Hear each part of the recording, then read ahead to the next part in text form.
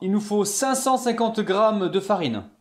Il va nous falloir 200 g de semoule fine ou semoule extra fine.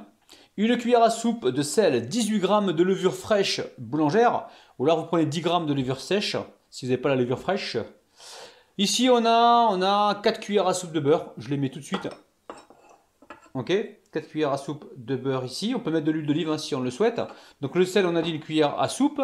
Et on va mettre de l'eau. L'eau, c'est au fur et à mesure. Je vous dirai donc la quantité que j'ai utilisée. Ok, alors. Je vais pétrir pendant au moins 5 minutes. Et je rajoute l'eau petit à petit. Alors au niveau de la pâte, moi j'ai utilisé 450 g environ d'eau, enfin 450 ml. Vous pouvez aller jusqu'à 500 ml, je vais le mettre en commentaire. C'est entre 450 et 500 ml, tout dépend de la capacité d'absorption de votre pâte, d'accord? Allez, on continue de pétrir, on se retrouve juste après. Bon, vous voyez la pâte, elle est bien là.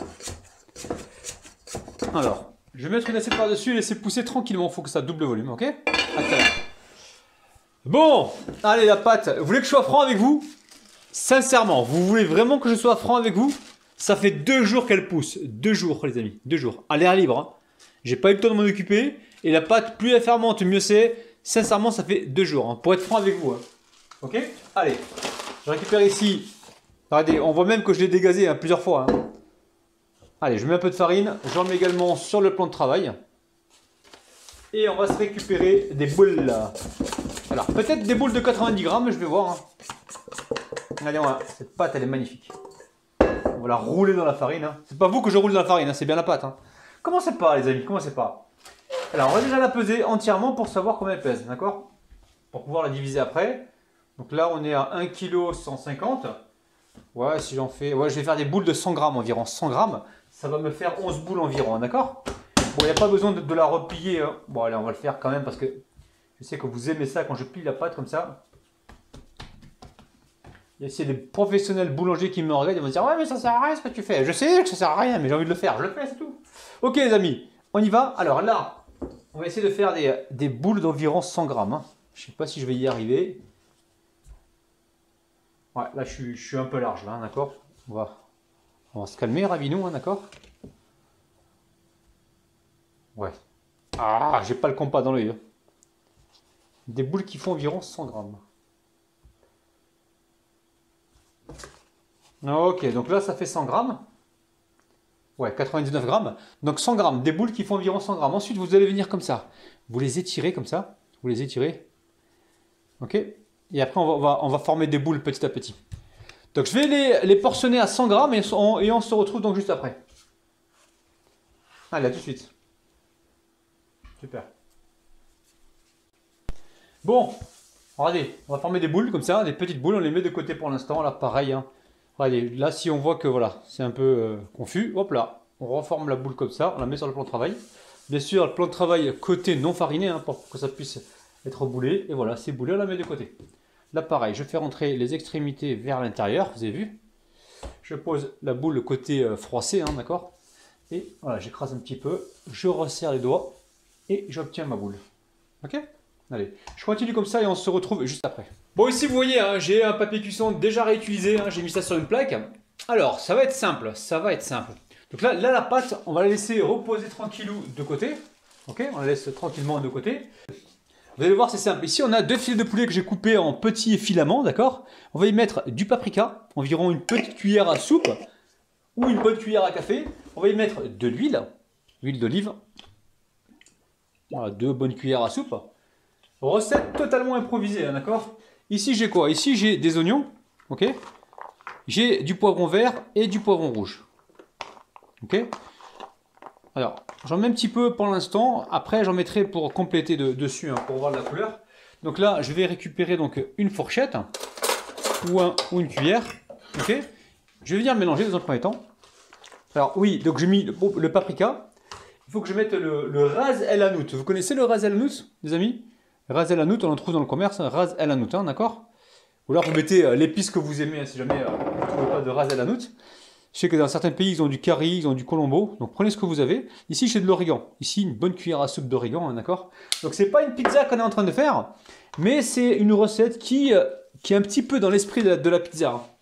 D'accord? C'est pas une pizza, on est d'accord, hein, c'est pas des petites pizzas, hein, mais c'est dans l'esprit. Hein. Là pour l'instant, je vais mélanger comme il faut. Ok? Et on se retrouve juste après. Et là, personne ne me dit, t'as oublié le sel, t'as oublié le poivre. Non, tu parles. Vous me laissez galérer là. Allez les amis, un peu de sel. Hop là, pas beaucoup. Hein. On va mettre le poivre au fait. Merci Clarisse pour le poivre. Hein. Je viens de comprendre 30 ans après, voilà, après avoir commencé la cuisine, que le poivre détient un réglage en fait. Pour avoir des plus gros morceaux de poivre quand on le mouline ou des plus petits. Hein. Merci Clarisse. 30 ans après, je le sais ça. Oh là là. Ah bah dis donc Quand on a lu ton message, Clarisse, on était mort de rire avec Rabilette. Hein. On s'est dit, purée, on fait des super bonnes recettes, mais on est incapable de régler le poivrier. Ah ouais, c'est un truc de ouf. Allez, je mélange et on se retrouve tout de suite. Alors là, c'est fait. Ici, j'ai du cheddar. Cheddar congelé, les amis. Hein. Je l'avais mis à congeler et j'ai oublié de le décongeler. Donc j'en mets un petit peu dedans pour l'instant. Voilà, on va dire une grosse poignée hein, dedans. Ok, on va mélanger comme il faut. Ça va être très très gourmand ça, vous allez voir. Alors si vous aimez l'ail les amis, mettez-en de l'ail, il n'y a pas de problème. Hein, ok. Ici je récupère ma plaque et je viens de déposer donc les boules de pâte. D'accord. Boules de pâte que je vais aplatir avec la main. Alors si on voit que ça colle un petit peu, pas de panique. Hein. On met un peu de farine sur le plan de travail, un petit peu sur les mains. Et là on va venir aplatir un petit peu. Ok. Dans un premier temps on aplatit un petit peu. Et je dispose ça donc sur la plaque. Ok. Je vais déposer tous les petits pains et on se retrouve juste après. Bon, alors là maintenant c'est simple. Regardez, je récupère un verre, donc un verre petit ici et un verre un peu plus grand. Vous allez comprendre. Là le verre je trempe dans la farine, d'accord? Dans la farine. Et je viens ici faire une espèce de cratère, d'accord? Donc vous trempez bien soit dans l'huile, soit dans la farine justement pour pas que ça colle. Hein. Ok. Donc là, ça va nous permettre justement d'avoir un petit cratère. Et après, je remets ici. Ou alors, on aurait dû le faire directement, je ne sais pas. Voilà, vous mettez un verre qui soit plus grand, justement pour avoir ce cratère. Donc, vous n'hésitez pas, vous appuyez, vous tournez. Ok. Voilà, après on retire. Mais à chaque fois, il faut tremper dans la farine hein, ou dans l'huile. Hein. Et là, ce qu'on va faire, écoutez, on va agrandir le trou. Hein, ok. Là, on agrandit le trou. Ok, on va répéter la même opération. Je vais essayer de faire directement avec le grand truc là. On va voir si ça marche. Ouais, c'est aussi bien. Hein. Ah ouais. Ok, vous voyez, pas besoin du petit verre. Vous prenez celui-ci. Ok. Là, vous n'hésitez pas avec les doigts comme ça. Vous venez agrandir un petit peu le cratère. Hein. Vous appuyez. Là, justement, on a besoin de faire un peu de place pour déposer la garniture. Hein. Et là, je continue. Ok, je vais faire ça avec mes deux plaques et on se retrouve juste après. Bon, n'hésitez pas, hein, revenez plusieurs fois, prenez le temps, appuyez comme ça. Ok, revenez, parce que si vous appuyez qu'une seule fois, ça va regonfler, vous allez avoir un truc qui va être dodu, hein, d'accord? Donc vous appuyez, vous prenez le temps, hein. Moi j'ai pris au moins 10 minutes, hein, tranquillou, pour faire les deux plaques. Et vous appuyez comme ça. Ok? Alors, c'est pas une pizza les amis, hein, d'accord? Ici je récupère la fourchette, on va faire des pics au centre. Pour éviter que le centre ne gonfle plus que les côtés. Hein. Donc on y va franco. Hein. On fait les pics. Ok. Ici je récupère de la dorure. Ici, enfin de la dorure, c'est un œuf. Un œuf, tout simplement. Je ne mets plus jaune d'œuf avec lait parce que c'est du gaspillage tout ça. On prend un œuf, on le bat entièrement, comme ça on récupère tout, le blanc et le jaune, pas de gaspillage. Et vive le frugalisme! Ok. Une fois que c'est fait, on va récupérer un pinceau. J'ai un pinceau qui me fait un clin d'œil, il est là, je l'ai vu. Ok, ok.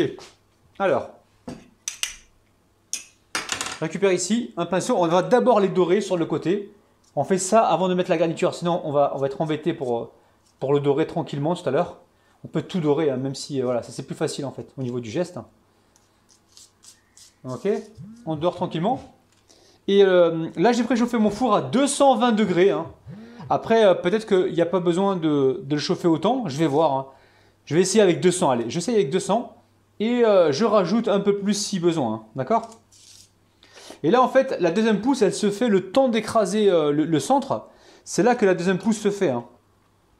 Vous allez me dire, oh, il n'a pas fait la deuxième pousse. Si, si, là, ça fait au moins maintenant, ça fait à peu près 15 minutes qu'on les a mis en boule, ou même un peu plus. Et Et donc là, elles ont eu le temps de repousser, ok? Donc je vais toutes les dorer comme ça, là, ok? Et on se retrouve juste après. Alors ici, je récupère des graines de sésame. Vous prenez les graines que vous avez à la maison, hein, d'accord? Et on va mettre sur le contour. Même si ça dépasse un petit peu au centre, c'est pas grave. De toute façon, on va bénéficier des vitamines des graines de sésame, les amis. Ah, dites-moi, les amis, hein, si vous savez qu'est-ce que contiennent les graines de sésame en vitamines, dites-moi ça en commentaire. Hein. Moi, j'ai un doute sur la vitamine E. Essayez de me corriger. Dites-moi en quoi c'est bon pour la santé, les graines de sésame, d'accord? Ok, donc là, on récupère du fromage à tartiner ou un autre fromage. Prenez ce que vous avez, hein, d'accord? Et on les met en premier, les amis. Si vous les mettez à la fin dessus, ça risque de cramer. D'accord? Là, c'est la petite surprise. C'est la petite gourmandise que l'on va retrouver lors de la dégustation, hein, d'accord? Vous mettez ce que vous avez, hein, vache qui rit, fromage à tartiner, cheese, crème cheese, ce que vous voulez, les amis. Même un autre fromage hein, qui vous fait plaisir, parmesan, mimolette, vous mettez ce que vous voulez. Ok? Allez, à tout de suite. Bon, ici j'ai une cuillère à glace, hein, d'accord? Alors, je vais vous faire des boules de viande. Ok? Voilà, vous récupérez de la viande. Alors, ce qu'il faut avec de la couleur. Et on vient comme ça remplir nos creux ici. On aplatit un petit peu. Je suis pas en train de faire des boules de glace, les amis. Hein. Vous voyez? Et là, donc je vous disais tout à l'heure, on va garder un petit peu de poivron et d'oignon. Peut-être qu'on va en rajouter, on va voir. Ok? Donc à chaque fois, vous prenez la cuillère à glace. Si vous n'avez pas de cuillère à glace, c'est pas grave. Une cuillère à soupe, c'est nickel. Vous la mettez un petit peu dans l'eau. J'avais déjà commencé à travailler avec.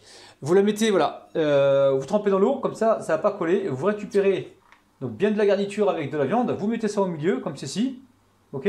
Là, le boulier, la cuillère à glace, c'est pour faire, voilà, pour aller plus vite. Hein. Ok? Donc je continue et on se retrouve juste après. Donc là, vous avez vu, hein, c'est prêt. Donc là, avec la cuillère, on aplatit un petit peu hein, les endroits qui sont un peu dodus. Alors, écoutez, là, il me reste de la garniture. D'accord? Donc, je ne sais pas trop si j'en mets. Je vérifie qu'il y ait bien de la couleur partout. Donc là, ça manque un petit peu de blanc. Donc, on va mettre un petit peu dessus.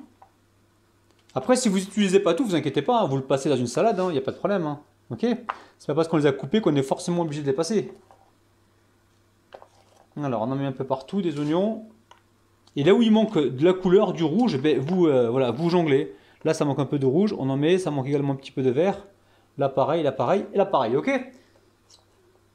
Alors, après, le fromage qui me reste là en cheddar, pour l'instant, je ne le mets pas. Parce que si je mets le fromage, le poulet ne va pas griller, lui. Hein, il va cuire en dessous du fromage. Donc, j'envoie ça au four et je vois ce qui se passe. Après, peut-être que je vais les ressortir pour saupoudrer un peu de fromage. On va voir ce qui se passe, ok? Allez, direction le four, donc 200 degrés environ, pour normalement 15-20 minutes. Ouais, 15 minutes environ, d'accord? À tout de suite. Hein. Alors, au bout de 7 minutes environ, hein, je sors donc mes petits pains. On n'est pas obligé de le faire, mais moi je vais le faire. Donc là, le poulet, lui, il a bien rôti. Et là, je vais mettre du fromage comme ça par-dessus. Ok? Voilà, une bonne pincée, enfin une petite pincée comme ça. Et ça repart tout de suite au four. Hein. Ok, vous mettez au four 7 minutes, vous ressortez. Et ensuite, vous mettez un petit peu de fromage et ça repart au four encore environ 7 à 8 minutes. Voire 10 minutes, ça dépend des fours. A tout de suite. Bon, ça y est, on arrive en fin de vidéo. Hein. Regardez-moi le dessous. C'est nickel chrome. C'est super moelleux. Hein. C'est dinguissime. Hein.